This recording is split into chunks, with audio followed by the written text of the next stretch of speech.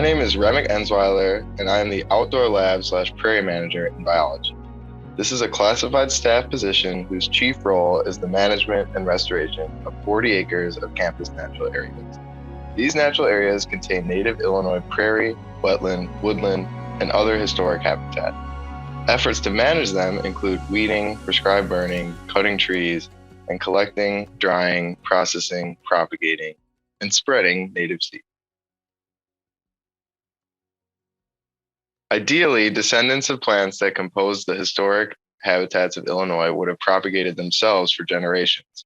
However, since settlers disturbed the areas for farming and other uses, typical prairie succession and regeneration ceased.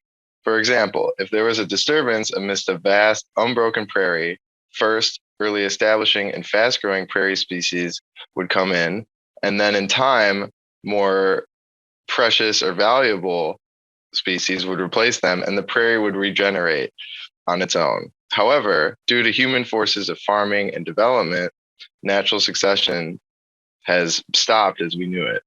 So therefore, today, dedicated people have to go around and collect these prairie species from particular seed sources in areas that weren't farmed or weren't developed. And it's become increasingly difficult because there are so few left, as only 0.01% of the original prairie remains undisturbed. So therefore, incorporating the appropriate seed contributes greatly to the success or failure of trying to restore a prairie. Because if you get species from a different geographic region, then they can be not adapted to local conditions, and therefore they can either not do well, or they could do too well and be too aggressive and kind of outcompete the plants that are good. So it's very important when trying to reconstruct a prairie or any other native Illinois habitat to really pay attention to where the seed came from and make sure that it's a good seed source. There are many things we can do to better take care of the planet. In the realm of plants and plant habitat, there are things that people can do at home, such as converting turf grass to native perennial Illinois habitat. And this could be just one plant, or it could be a little garden, or it could be your whole yard. But it doesn't have to be intimidating. Even just planting anything that is tall and where small mammals can forage and birds can feed on the flowers is a good thing. There are many particular benefits to this, such as the flowers provide nectar and pollination resources to local insects, such as bees, butterflies, things like that.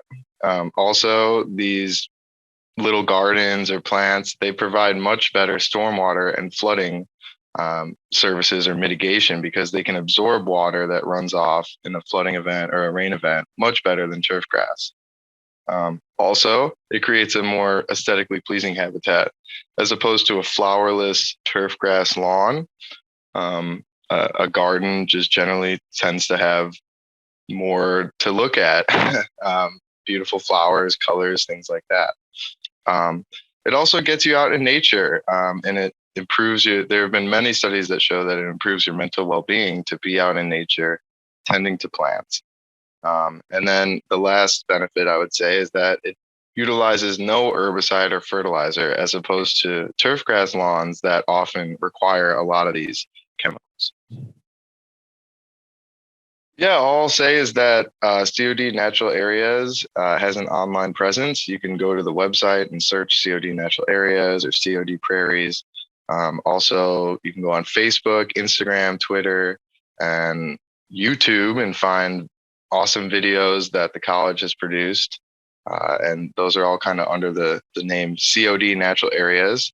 And we're having volunteer events, tours, plant sales, all sorts of fun things related to nature or ecological restoration. So if you're at all interested in environmental science, I definitely urge you to check that out. Beyond the College of DuPage, there are many nonprofits that are quite helpful. One in the area is the Conservation Foundation, based out of Naperville, the Morton Arboretum, based out of Lisle, but also governmental agencies such as your local city, village, park district, or forest preserve district. They usually have a steady a steady stream of events, seminars, tours, and other resources if you're interested in any of these topics. So I urge you to check them out. Have you always been curious about the science around you? Submit your question and it could be featured in one of our upcoming videos. Visit cod.edu/STEM and click on So That Explains It.